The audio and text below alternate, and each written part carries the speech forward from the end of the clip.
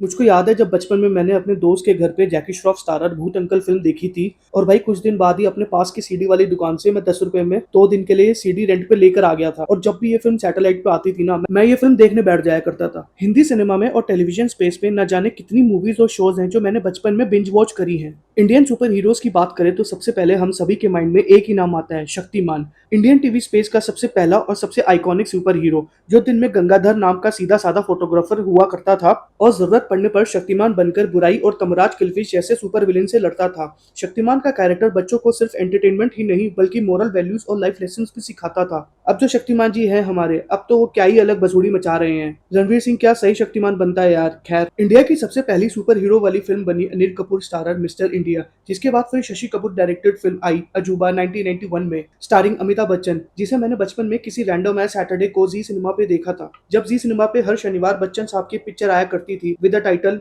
शनिवार की रात अमिताभ के साथ। उन्हीं दौरान मैंने बच्चन साहब की कई आइकॉनिक फिल्म्स देखी हैं, लाइक्स ऑफ अजूबा, शहंशाह, तूफान, मर्द, कुली, अमर अकबर एंथनी, याराना, खुदा गवाह, नमक हलाल, हम, कालिया, दीवार और शोले। शोले की तो बकायदा हमारे घर पे डीवीडी सीडीज पड़ी थी, जिसे मैंने नहीं भी तो कम से कम 18-20 बार देखी होगी, जिसे मैं हिंदी सिनेमा की सबसे greatest of all time films में कंसीडर करूंगा। उसके बाद सुपर हीरो का कैरेक्टर ऋतिक रोशन ने रिप्राइज करा 2 बार इन क्रिश एंड क्रिश 3। उसके बाद अब तक सिर्फ एक और नाम आखिरी में दिमाग में आता है और वो है शाहरुख खान साहब का, जिन्होंने रावण फिल्म में जीवन जैसे सुपर हीरो का रोल करा। फिल्म पता नहीं क्यों नहीं चली, बट स्टोरी लाइन और टेक्निकल प्रोवेस से तो फिल्म अपने समय में काफी बेहतरीन फिल्म थी। हिंदी सिनेमा में एक दौर हुआ करता था जब साल में 1-2 फिल्म्स ऐसी आया करती थी जो super hero fantasy adventure genre में लाइव हुआ करती थी, जिन्हें देखकर हम मिलेनियल्स और जेंजीज बड़े हुए हैं। फॉर एग्जाम्पल भूत अंकल, भूतनाथ, चिल्लर पार्टी, मकड़ी, आबरा कडाबरा, चैन कुली की मैन कुली, वाह लाइफ है तो ऐसी, कोई मिल गया, Tarzan the wonder car and थोड़ा प्यार थोड़ा मैजिक। लास्ट की 2 फिल्में बड़े होने के बाद समझ आया कि इनकी सिर्फ पैकेजिंग ही चिल्ड्रंस फिल्म वाली थी,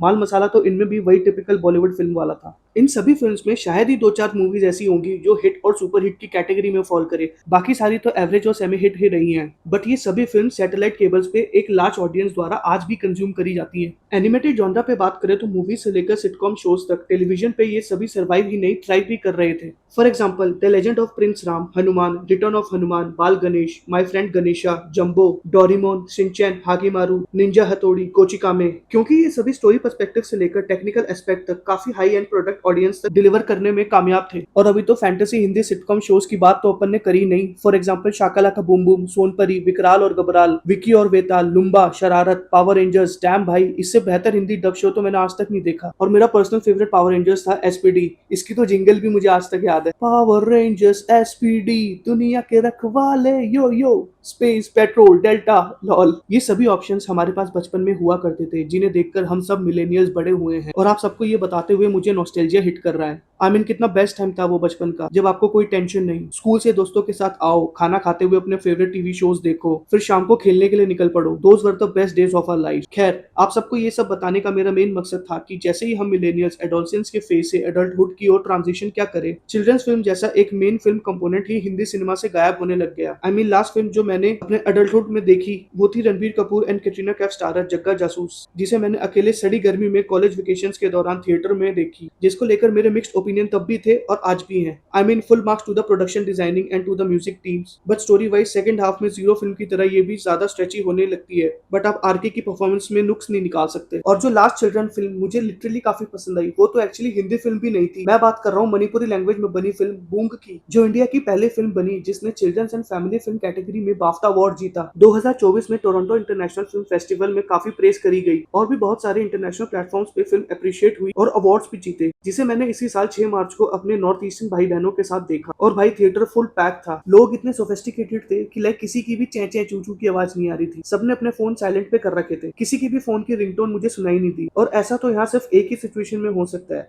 कि आप अकेले किसी मूवी को देखने जाओ, जैसे मैंने कल Jackie Shroff starrer film the great grand super hero एक एम्प्टी थिएटर में देखी, जिसमें मेरे अलावा कोई भी नहीं था। लाइक लिटरली शाम के 5:30 बजे का शो विकासपुरी पीवीआर में और एक भी आदमी नहीं था मेरे अलावा। बट भाई फिल्म इतनी कमाल की थी ना कि लाइक बहुत अरसे बाद मैंने किसी फिल्म को एंजॉय किया। और ऐसी बात नहीं है कि फिल्म कुछ ज्यादा ही डम डाउन करके कुछ प्रेजेंट करना चाह रही है। आजकल की ए लिस्ट स्टार्स की फिल्मों की कॉमेडी से तो बेहतर कॉमेडी थी इस फिल्म की। तो कहानी है दीपू नाम के लड़के की, जो अपने दादा और मम्मी पापा के साथ महाराष्ट्र के सेमी रूरल एरिया में रहता है, जहाँ उन लोगों को हर साल 2 साल में अपना घर बदलना पड़ता है दीपू के पापा की जॉब के चक्कर में। जहाँ इस बार उसने अपने नए स्कूल में सभी बच्चों को ये सीक्रेट बता रखा है कि उसके दादा एक सुपर हीरो हैं। जहाँ वो ये बात सबसे पहले अपने दोस्त लड्डू को बताता है, जिसके थ्रू क्लास के सभी बच्चों को ये सीक्रेट उसके दादा के बारे में पता चल जाता है कि अगर ये सीक्रेट किसी 18 साल से बड़े को पता चल गया तो उसके दादा की सारी शक्तियां गायब हो जाएंगी। बट लड्डू और क्लास के सभी बच्चे ये मेक श्योर करते हैं कि ये सीक्रेट किसी भी अडल्ट को पता ना चले। जिसके बाद दीपू उन्हें लंच ब्रेक में, प्रेयर टाइम में, स्कूल के बाद अपने दादा के और एलियंस के बीच की फाइट के कसीदे सुनाता है कि कल रात उसके दादा ने धरती पर होने वाले अटैक से उन सबको बचाया। कल एलियंस के प्लेनेट पर जाके उसके दादा ने सुपर विलन एलियंस को सबक सिखाया। लाइक बंदा बड़ा गजब का यापर है। जिसको जानने के बाद दीपू के सारे दोस्त उसके सुपर हीरो दादा से मिलना चाहते हैं। वो सारे दिन उसके घर के चक्कर लगाते हैं कि कहीं वो उन्हें आसमान में उड़ते हुए दिख जाए, कोई सुपर पावर इस्तेमाल करते हुए दिख जाए। जिस बात को दीपू झूठ समझ के अपने दोस्तों को बता रहा है, वो यह नहीं जानता कि उसके दादा एक्चुअल में सुपर हीरो है। जैकी श्रॉफ का कैरेक्टर जब उसे बताता है कि वो एक रियल में सुपर हीरो है तो पहले वो यकीन नहीं करता, बट बाद में जब 2 एलियंस पृथ्वी पर आके इस बात को बताते हैं कि ये सच में इस पृथ्वी के सेवियर है, जो अब हमें सिर्फ यही बचा सकते हैं दूसरे प्लेनेट के एलियन से, जो अब क्लाइमेक्स के फाइट सीक्वेंस में आने ही वाले हैं। और जब उनका स्पेसक्राफ्ट लैंड करता है और उसमें से जब सारे एलियंस बाहर आते हैं अपने लीडर के साथ, प्लेड बाय प्रतीक बब्बर, जो इस पृथ्वी पर रह रहे सभी लोगों को खत्म कर देना चाहता है क्योंकि उन्होंने इस प्लेनेट को खराब कर दिया है, इतना पोल्यूशन, एनवायरमेंट डिग्रेडेशन कर दी है हम ह्यूमन स्पीशीज ने। तब जैकी श्रॉफ के कैरेक्टर दादाजी में एक्चुअल में सुपर हीरो की पावर्स आती हैं, जिससे वो इन सभी एलियंस को वापस भगा पाते हैं। और फिल्म इस नोट पे एंड होती है कि अब दीपू अपनी पूरी फैमिली के साथ अब किसी और दूसरी सिटी में शिफ्ट हो चुका है, बट वो अभी भी अपने दोस्तों के टच में है। भाई सबसे पहले तो मैं शाउट आउट देना चाहूंगा to the production designer and cinematographer of this film mister Swati Deepak को। भाई फिल्म विजुअली इतनी खूबसूरत लगती है ना कि आप उस वर्ल्ड में इमर्स हो जाते हो। और फिल्म के कुछ कुछ फ्रेम्स तो काफी ब्यूटीफुली कैप्चर्ड है। और फिल्म के कुछ नेगेटिव पॉइंट्स पे बात करें तो फिल्म के वीएफएक्स, सीजीआई और फिल्म का वायर वर्क क्लाइमेक्स लगाते आते काफी बुरा हो चुका है। आई अंडरस्टैंड कि फिल्म के प्रोडक्शन की भी अपनी लिमिट थी, बट जो है सो है। अपार्ट फ्रॉम दिस फिल्म मुझे काफी पसंद है, स्पेशली 2 बच्चों के कैरेक्टर लड्डू और Deepu, played by Shivansh Chorke and Mihir Gudbole. भाई लड्डू का कैरेक्टर फिल्म में मेरा पर्सनल फेवरेट था।